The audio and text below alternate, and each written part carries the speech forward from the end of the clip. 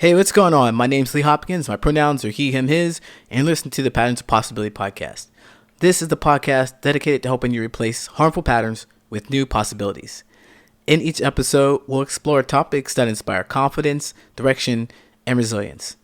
In this episode, we're going to explore self-fulfilling prophecies and gaslighting. They're similar because they distort reality in some way. We're going to talk about the difference between their distortions and what to do when you find yourself in one of those situations. Are you ready? Let's go.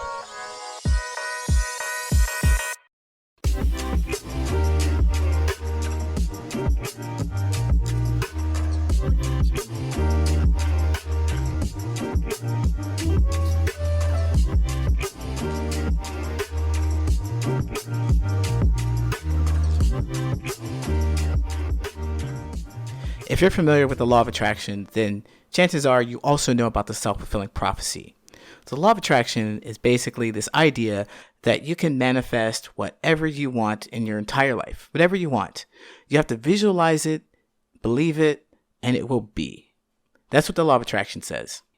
The self-fulfilling prophecy is like that because it says that you kind of predict your outcome. You already know that something is going to happen, so you say, yeah, I knew it was going to happen after the fact that it happened. For the most part, you say that you believe it's going to happen, and when it does happen, randomly, you can say, yeah, I knew that was going to happen. Although there's no proof, self-fulfilling prophecy. Usually it's something that's negative. A couple of years ago, I bought the newest used car I've ever had. It had 4,000 miles on it, and that was it. Bought it off the lot. But I was curious, why would someone return a car that had 4,000 miles on it? What was wrong with the car? I asked the salesman. They were like, nothing. All right, gave him my cash. Didn't want to look a gift horse in the mouth. A moment passed, and I had a silly, superstitious thought. What if this car is cursed? Little did I know how right I was. I've had my car for 5 years. Every single year, it has attracted some kind of misfortune. Listen to this incomplete list. I had it for 2 weeks and someone hit my side view mirror.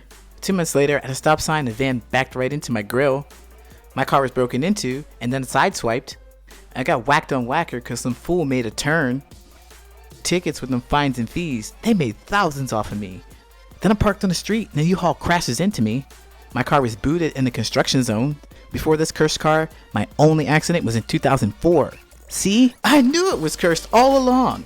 No one would turn in such a beautiful car like that. It doesn't make any sense. Who has money to drive it off the lot and then decide a few days later that they're going to bring it back? They lost all that money. It depreciates as soon as it leaves the lot. It doesn't make any sense. It has to be cursed. This year, nothing has happened so far, but we have the entire year to go. It always happens. It never fails. It's going to happen this year. I know it. And if it happens, that's a self-fulfilling prophecy. I don't really know that for sure. I don't know what's in store. Those car collisions are completely random. I have no control over what happens. I have no control over the situation at all. I cannot not at all predict when I'm going to get hit or if I'm going to get hit. I might pass the entire year and not get hit, but I like to stick to this self-fulfilling prophecy because it gives me some kind of control. This random thing in the universe that I would be prepared for so I can smile about it and say, hey, I don't care that I have to spend thousands of dollars to get this fixed. I knew it was going to happen the day before yesterday, and I already saved up for it because I knew it was going to happen. I didn't get caught by surprise. Nope. That way, I can remove all the bad feelings out of the situation. No anger, no sadness, no frustration, all of it gone. I can just say, I knew it was going to happen. But who am I kidding? I can't fool you either. You know that's a crock of ish. Because if I knew it was going to happen, I would have stopped it. Self-fulfilling prophecies will allow you to distort reality. What they do is they allow you to take a situation that's less desirable or something that you've been hurt by, something that you don't want to happen, that you had no control over. It allows you to claim control over it. So if you had a car accident, and you say, well, I knew that was going to happen, it's kind of like you had some power here. But you don't really. When you use that self-fulfilling prophecy, you're really stopping yourself from trying to feel the emotions or feeling the powerlessness that you have in the situation. Because if you knew the outcome was less than desirable for you, you would have changed the outcome. One of the main aspects of this is that no one influences your behavior or your thoughts with this whole self-fulfilling prophecy. You are projecting your own desires. When dealing with these self-fulfilling prophecies, the best thing to do about them is to look at them as a test of your resilience and face the fact that you are powerless, and then deal with the emotion that comes along with that. Try recognizing that you feel loss, or you feel distressed, or you feel whatever it is. Be able to identify that feeling. Because if you have a habit of doing this self-fulfilling prophecy or putting that self-fulfilling prophecy out there, you are running away from the actual truth. The truth is, you felt uncomfortable, unsafe, and you had to make a reality that was safe, one that you could control.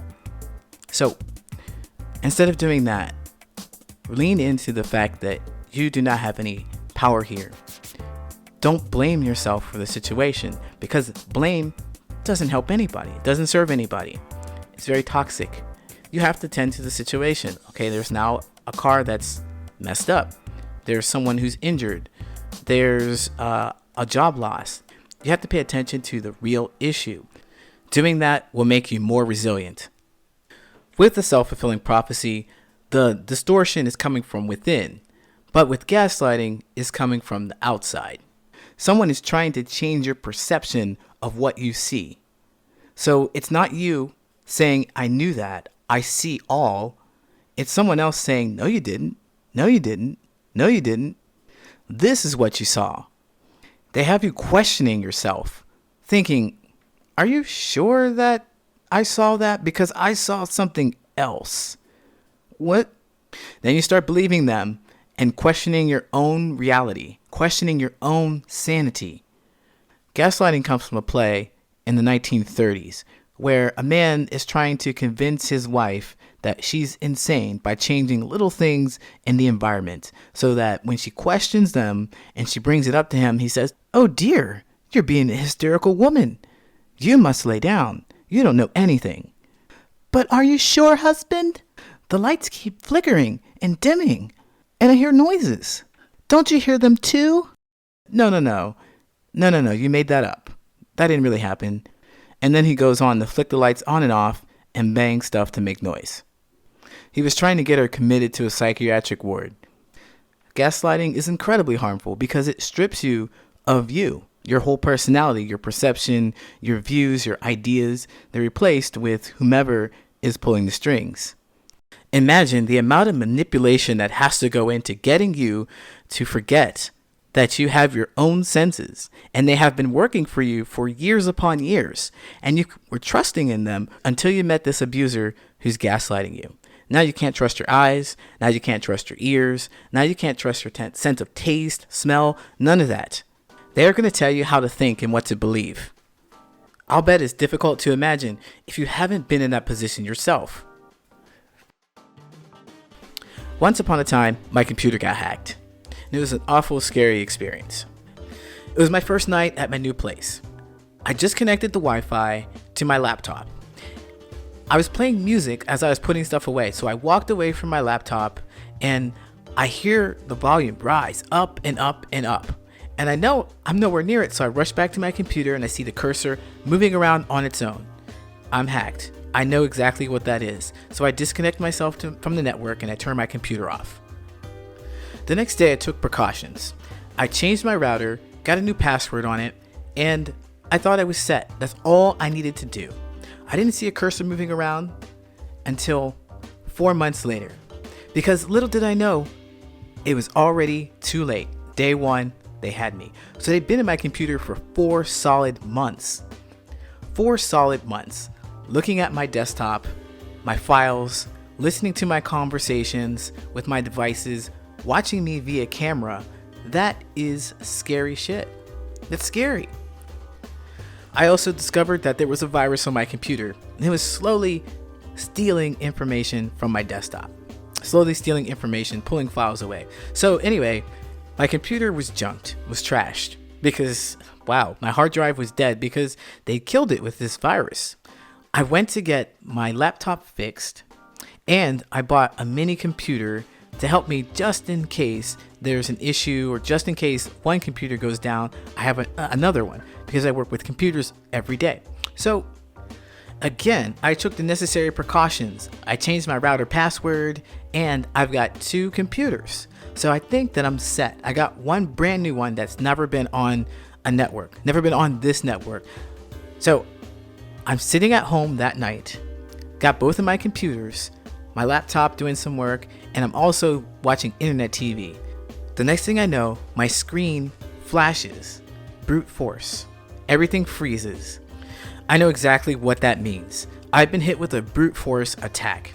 So brute force is a cyber attack in which the hacker will run a program that tries password after password until it finally breaks yours or finds yours. And then they're in your router, and thus they can get to your systems or whatever is on the router. So my computers, they placed the virus in them, and I only had them for a few hours, and they were both done. Both again. So I was dating someone at the time, and I told them about this problem that I was having. And they just shrugged it off. They said, no. Doesn't happen to people. Doesn't happen. I immediately wanted to defend my point and show them, see, look at this, look at this, look at this, look at this. And they just shrugged it off. No, nobody gets hacked, okay? You're just making that up. You probably downloaded a virus or something. I'm pretty adamant about the fact that I did not download a virus. I only had my computer for 8 hours watching Netflix. There's no way that I caused this. But they insist. No. That doesn't happen. You made that up. You downloaded a virus. Okay, so I expressed to them, you're gaslighting me. Even with that, they had something to say. No. That's what you do when you want to drive people crazy. I'm not doing that. Needless to say, the relationship ended shortly after that. I believe that their behavior fits the description, completely denying any feelings that I've had, saying that they're invalid, they don't exist, and in fact, anything that I experienced was absolutely wrong. I could not trust my eyes. I could not trust my experiences, my feeling. I could not look at the receipts and see how much money I spent on this stupid stuff, but I could trust what they said. I downloaded a virus. Anyone who tries to tell you that your feelings aren't real are certainly gaslighting you. The next thing they'll do is try to tell you that your actions aren't real. And then your beliefs aren't real. Your thoughts aren't real. They replace it with something that's more convenient for them, better for them to believe.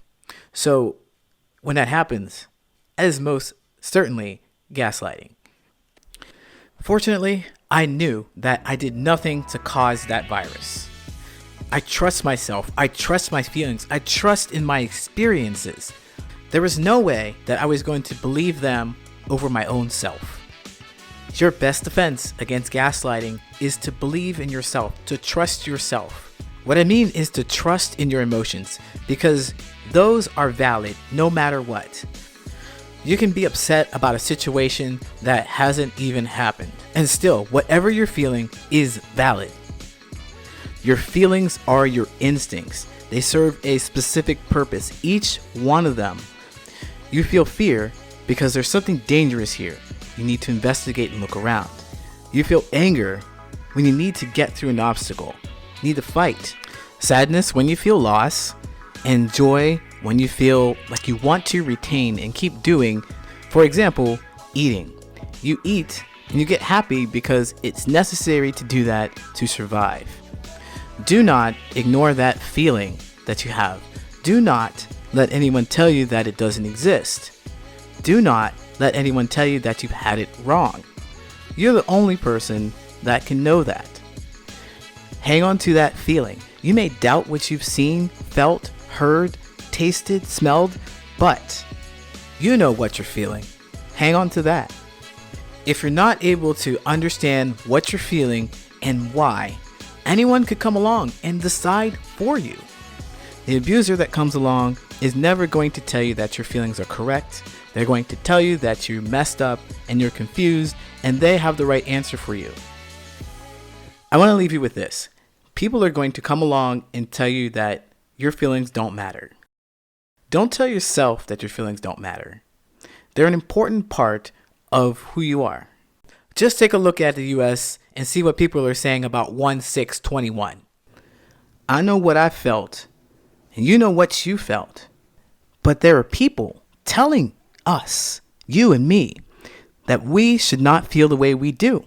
They explain it to us clearly with a list of things that we got wrong, things that we don't understand. And then as soon as they complete that list, as soon as they stop talking, they go and flick the lights off and on.